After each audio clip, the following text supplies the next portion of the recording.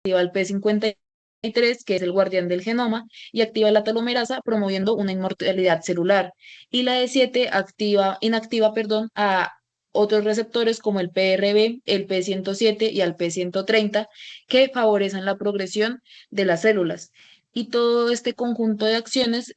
hace que las células proliferen sin control, evadan la inmunidad y puedan volverse inmortales, desencadenando así la carcinogénesis cervical.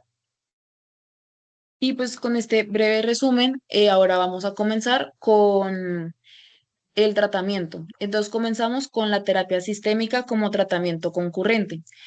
en el cáncer localmente avanzado. La evidencia disponible nos muestra que el cáncer de cuello uterino localmente avanzado se trata con quimiorradioterapia concurrente, es decir, una administración de quimioterapia y radioterapia simultáneamente. Y en este contexto, la quimioterapia no se usa como por el efecto sistémico que puede llegar a causar, sino porque es un radiosensibilizante y hace que el efecto citotóxico de la radioterapia sea más efectivo sobre las células tumorales. El beneficio de añadir esta quimioterapia a la radioterapia es mucho más evidente en los estadios tempranos, como lo son el 1B2 y el 2B, y no, aunque tiene un beneficio en los estadios tardíos, no es tanto, y los estadios tardíos pues son el 3 y el 4A. Y este poco beneficio se debe a una mayor carga tumoral y a la presencia de hipoxia, pues en las células, que hace que el tratamiento sea menos eficaz parcialmente. Esta terapia tiene un pilar que es el cisplatino, que es el agente quimioterapéutico más utilizado, y tiene un mecanismo de acción que se basa en que forma enlaces en el ADN que evitan la proliferación celular e inducen la apoptosis de las células tumorales. Sin embargo, en los últimos años se han estado evaluando otros agentes terapéuticos, pero ninguno ha mostrado ser superior en beneficio al cisplatino. Sin embargo, otro agente estudiado, que es el 5-fluororacilo, es un agente que tiene, digamos que el mismo beneficio y se utiliza más que todos en paciente que tiene falla renal o síndrome nefrótico. Y es una alternativa terapéutica que se utiliza. Y este fármaco es un antimetabolito que inhibe la síntesis de ADN y induce pues que la célula entre en apoptosis o que frene su proliferación. Por otro lado, se han hecho otros ensayos donde se evalúa un esquema de quimiorradioterapia secuencial donde se combina un fármaco conocido como paclitaxel junto con el cisplatino, y posteriormente se hace una radioterapia y posteriormente una quimioterapia adyuvante, de la cual hablaré ahorita más adelante.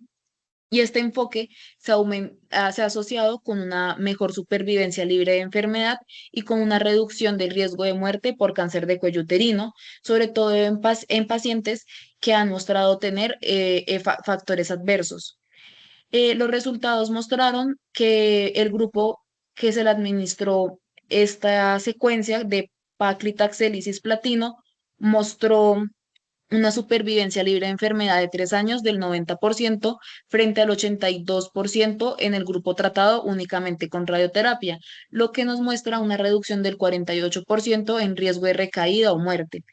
Asimismo, la supervivencia global a 5 años fue del 92% en estos pacientes con terapia secuencial frente al 88% con pacientes que solo se tratan con radioterapia, con una reducción del 42% del riesgo de muerte. Finalmente, se ha evaluado como otro agente que se podría adicionar a la terapia con cisplatino, que se conoce como la gemcitabina, y se intenta usar como una terapia adyuvante junto con un esquema de quimiorradioterapia concurrente. Y aunque este estudio ha mostrado que se mejora la supervivencia libre de progresión y la supervivencia global, sobre todo en los estadios tardíos del cáncer, como lo es el 3B y el 4A, en comparación con la quimiorradioterapia basada únicamente en cisplatino, que ha mostrado mejores beneficios en los estadios más tempranos. Esos beneficios de la gemcitabina se han asociado a una mayor toxicidad, lo que ha limitado su tratamiento estándar en los diversos tratamientos. Ahora, ya hemos hablado como de la quimiorradioterapia concurrente, que es el tratamiento estándar, pero entonces nos surge la pregunta, ¿qué pasa cuando se termina esta quimiorradioterapia y si hay algo más que podamos hacer para disminuir el riesgo de caída? Y ahí es donde entra la terapia sistémica de consolidación después de quimiorradioterapia concurrente, que consiste en administrar quimioterapia adicional una vez la paciente ha finalizado el tratamiento para poder eliminar la enfermedad microscópica residual y disminuir el riesgo de recaída. Es importante aclarar que esto no es una práctica estándar, pero se ha comenzado a utilizar en diversos estudios y a esto se le conoce como la quimioterapia ayudante y se ha utilizado en distintos escenarios, pero se ve un potencial en los pacientes que tienen la enfermedad localmente avanzada no metastásica. Los estudios iniciales de esta quimioterapia ayudante utilizaron mitomicina y 5-fluoracilo como tratamiento, sin embargo, no mostraron muchos beneficios en la supervivencia y limitó su uso clínico. También en esa quimioterapia ayudante se estaba viendo el papel de la gemcitabina, que fue la que anteriormente les mencioné, pero no continuaron los estudios, puesto que tiene una mayor toxicidad, lo que ha generado dudas entre el verdadero balance entre el riesgo de la toxicidad del paciente y el beneficio en cuanto a su enfermedad. Sin embargo, algunos científicos como Tang y colaboradores han hecho estudios mucho más específicos, sobre todo para el adenocarcinoma de cuello uterino, donde comprobaron que la terapia de cisplatino más paclitaxel como terapia ayudante ha asociado una mejoría en la supervivencia y ha tenido una toxicidad mínima. Y este hallazgo nos sugiere que ese subtipo histológico de cáncer cervical podría beneficiarse más de la quimioterapia ayudante comparado con los otros tipos de carcinoma. Y a pesar de estos resultados,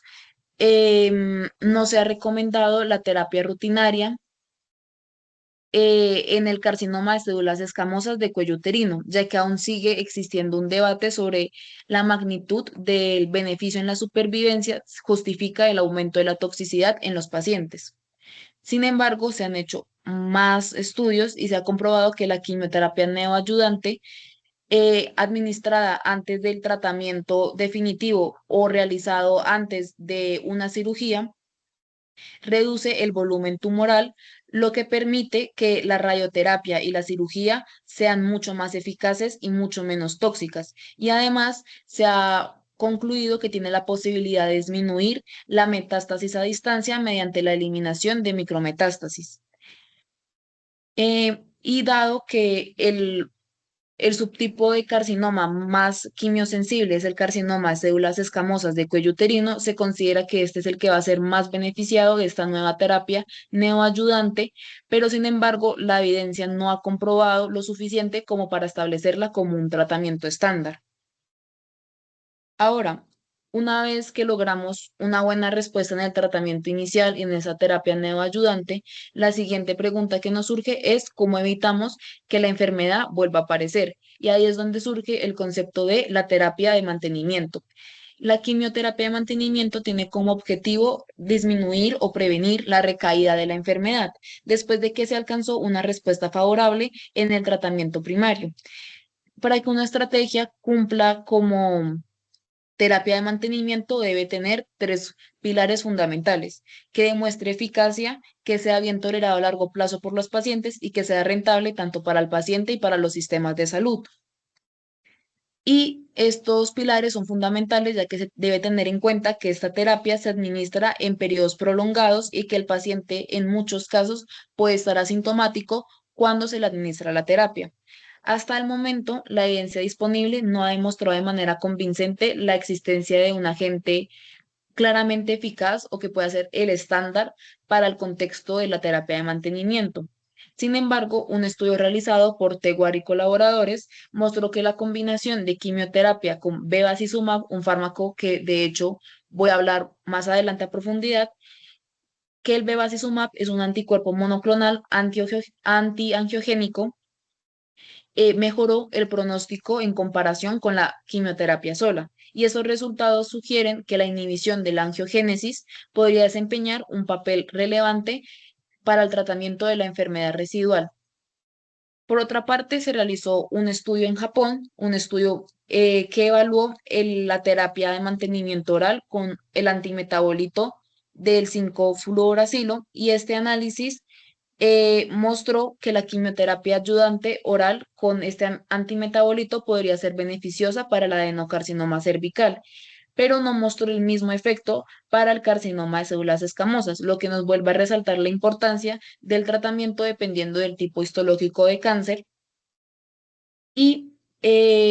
también este tratamiento oral con 5-fluoracilo se podría asociar con un pronóstico favorable en pacientes con carcinoma de células escamosas de cuello uterino de estadio 3, siempre y cuando se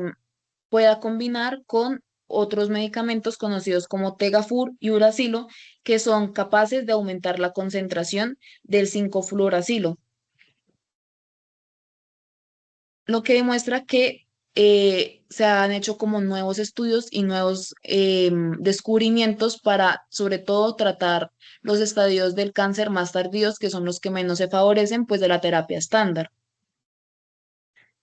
Y pues hasta ahora ya hablamos del manejo en escenarios potencialmente curativos, pero nos surge la pregunta, ¿qué pasa cuando la enfermedad no se puede curar o reaparece y progresa? Y ahí es donde todo el enfoque de tratamiento cambia y pasa a un objetivo de tratamiento paliativo. En la enfermedad recurrente y metastásica, la quimioterapia sistémica con intención paliativa ha sido la base del tratamiento. Sin embargo, en los últimos años, la adición de terapias locales, en el caso de las metástasis aisladas, junto con la introducción de nuevos fármacos dirigidos, han permitido mejorar los resultados clínicos en un subgrupo de pacientes. Eh, a partir de unos hallazgos realizados en múltiples estudios, se exploraron múltiples combinaciones basadas en platino,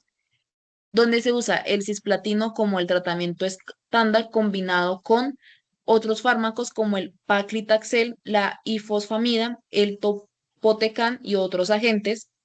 Y aunque algunas de estas combinaciones han mejorado la supervivencia libre de progresión, la mayoría se ha asociado con una toxicidad significativa, lo que ha limitado su uso en escenarios metastásicos y en el uso paliativo.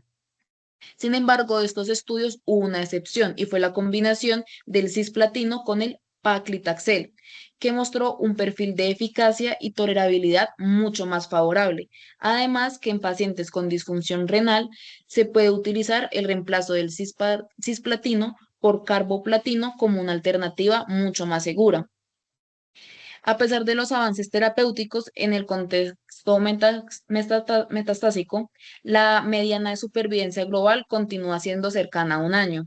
No obstante, el cisplatino, pues como lo hemos mencionado a lo largo de la charla, sigue siendo el agente más ampliamente utilizado y las terapias combinadas lo que nos han demostrado es que pueden ofrecer tasas altas de respuesta en comparación con la monoterapia sola de cisplatino, pero se debe tener mucho cuidado al momento de administrar por la toxicidad que ésta puede dar y también debe ser seleccionada cuidadosamente, puesto que como vimos, algunos fármacos que se combinan con el cisplatino sirven solo para cierto tipo de carcinoma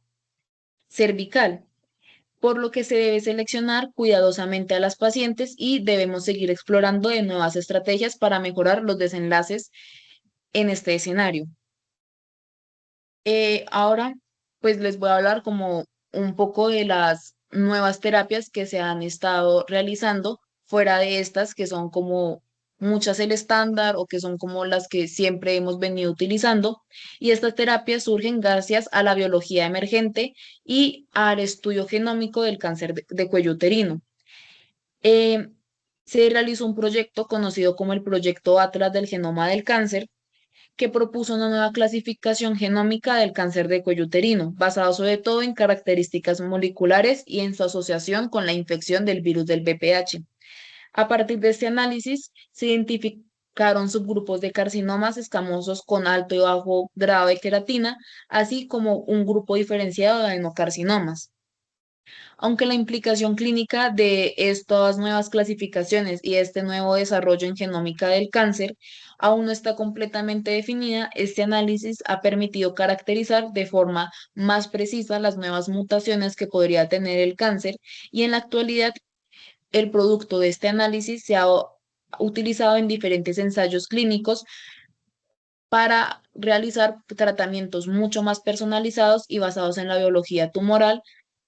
y no basarse en un solo esquema único de tratamiento, que es como lo que normalmente se ha hecho. Y pues además de este proyecto y de la quimioterapia tradicional, en los últimos años se ha empezado a explorar tratamientos que no buscan atacar directamente a la célula tumoral, sino que buscan atacar a los mecanismos que permiten que el tumor crezca y se mantenga. Ahí es donde entra el papel del bevacizumab, que fue el fármaco que les mencioné atrás, y de la terapia antiangiogénica. Resulta que las células tumorales utilizan factores de crecimiento vascular que desempeñan un papel importante para que se puedan formar nuevos vasos sanguíneos que puedan nutrir al tumor, y eso se conoce como la angiogénesis. Se ha comprobado que la inhibición de estos receptores de crecimiento endotelial vascular podrían bloquear la proliferación del endotelio vascular y limitar el aporte de oxígeno al tumor, afectando así su capacidad de crecimiento. Estos estudios se han realizado alrededor del fármaco conocido como bevacizumab, que como les mencioné es un anticuerpo monoclonal y cuyo mecanismo de acción es la inhibición de la angiogénesis. Este fármaco ya antes se ha utilizado en otros cánceres, sobre todo en tumores sólidos, y ha demostrado un beneficio clínico. Se ha utilizado en el cáncer de ovario, en el glioblastoma y en el carcinoma de células renales, y estos beneficios que mostró motivó su estudio en el cáncer de cérvix. Se realizó un ensayo de fase 3 donde se evaluó a dos grupos de pacientes. Un grupo que utilizaba una terapia de cisplatino combinado con paclitaxel, que se le adicionó bevacizumab, y otro grupo que también utilizaba una terapia de cisplatino combinado con paclitaxel, pero no tenían la adición del bevacizumab. Este estudio utilizó a 452 pacientes y demostró que la adición del bevacizumab incrementó la mediana de supervivencia global en aproximadamente 4 meses, y no se evidenció un impacto negativo en la toxicidad ni en la calidad de vida de las pacientes. Sin embargo, aunque estos y más estudios han mostrado que el bevacizumab es de hecho un fármaco relativamente seguro, su uso se ha asociado con toxicidades relacionadas con la inhibición vascular y que las pacientes podrían tener algunos efectos adversos como el desarrollo de hipertensión arterial, eventos tromboembolíticos, perforaciones gastrointestinales, retraso en la cicatrización, formación de fístulas y en algunos casos hasta el síndrome nefrótico. Por esta razón, la administración de este fármaco se ha visto como estudiada o como, digámoslo así, no comprobada en pacientes que tienen cirugías paliativas o que tienen cirugías de rescate, puesto que la administración de estas podrían complicar el tratamiento quirúrgico. Por eso se recomienda que a veces a estas pacientes no se les administre este fármaco, o que se tenga que administrar de manera muy cuidadosa. Otros agentes con también estas propiedades antiangiogénicas han sido estudiados en fases más tempranas del carcinoma. Sin embargo, el único que ha mostrado un beneficio significativo ha sido el bevacizumab, y por eso continúa siendo el único fármaco antiangiogénico, y que de hecho es el único que ha demostrado una mejoría de la supervivencia global hasta estadios tardíos del cáncer. Em, en el contexto de la enfermedad metastásica, aunque la terapia con cisplatino sigue siendo el estándar, se ha estudiado que la adición del bevacizumab representa una opción eficaz, siempre considerando el perfil de la toxicidad, lo que les mencioné de si la paciente podría tener o no un tratamiento quirúrgico, y pues de los efectos adversos que puede desarrollar, y sobre todo el impacto económico que este tiene en la terapia, sobre todo en países en vía de desarrollo. Y pues otra estrategia que se ha explorado en el cáncer de cuello uterino parte de una pregunta muy lógica. Si ya se conocen las vías moleculares que impulsan el crecimiento tumoral y se conoce cómo hacen las células para producir el cáncer, ¿por qué no, en lugar de atacar el tumor, por qué no buscamos que nuestro propio sistema inmune lo haga? Como ustedes saben, el sistema inmune desempeña un papel fundamental en el control de cáncer. especialmente a través de la interacción de los linfocitos T y de las células tumorales. En este contexto existen unas proteínas reguladoras como la CTLA4, el PD-1 y el PDL1 que funcionan como interruptores, ya que inhiben la respuesta antitumoral de las células T y permiten que el tumor pueda evadir al sistema inmune, permitiendo su crecimiento. Sin embargo, la inhibición de estas proteínas, la CTLA4, el PD-1 y el PDL1, mediante anticuerpos monoclonales, permiten reactivar la respuesta inmune, perdón, contra las células tumorales. En el cáncer cervical, la PDL1 se encuentra sobreexpresada en alta proporción, lo que convierte su bloqueo en una diana terapéutica muy prometedora. Dentro del grupo de fármacos que podrían servir como inhibidores de estas proteínas está el ipilimumab, que va dirigido sobre todo para la molécula del CTLA4, el nivolumab, que va dirigido contra la PD-1, y el durvalumab, que va dirigido contra la PDL1. En particular, se hizo un estudio para pacientes que tenían una expresión positiva del PDL1, un ensayo denominado Kate Note 028, y mostró una tasa de respuesta global del 17% en pacientes que se le administró estas moléculas que son capaces de bloquear al PDL1, que son el nivolumab y el pembrolizumab. Y este 17% incluyó a 4 respuestas parciales y a 3 casos de enfermedad estable. También de manera complementaria se realizó otro estudio denominado ensayo Kate Note 158, donde se estudió el cáncer cervical en estadios avanzados, también con pacientes que sobreexpresaban la molécula del PDL1 y tuvo una tasa de respuesta del 13.3%, con 3 respuestas completas, 10 respuestas parciales y 17 casos de enfermedad estable. La conclusión es que todos estos resultados han respaldado la aprobación de fármacos como el pembrolizumab y el nivolumab por la FDA para que el tratamiento de cáncer de cuello uterino metastásico, tras el fracaso de una quimioterapia de primera línea, sea tratado con esa inmunoterapia y que también se sigan haciendo nuevos estudios para que la inmunoterapia sea un campo emergente dentro del tratamiento que se realiza. Y pues estos fueron como todos los avances que se encontraron en este artículo y pues quizás como el mensaje más importante de este artículo es que el futuro del tratamiento no es solo combinar los esquemas de quimioterapia, sino entender también mejor la biología tumoral y todos los procesos que se realizan dentro del cuerpo para permitir que el carcinoma siga. La genómica, las terapias dirigidas y la inmunoterapia, que fue lo que revisamos hoy, están moviendo el tratamiento a un enfoque mucho más personalizado, donde el tipo histológico, la expresión de ciertas moléculas y las alteraciones moleculares empiezan a ser la guía de las decisiones del tratamiento.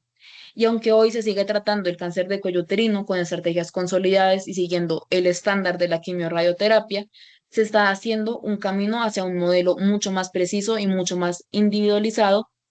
y aunque muchas de esas terapias aún siguen en desarrollo, este artículo nos deja claro que la innovación en cáncer cervical ya no es algo a futuro que vemos lejano, sino que es un proceso que ya está en marcha. Y pues muchas gracias por haber escuchado pues esta charla.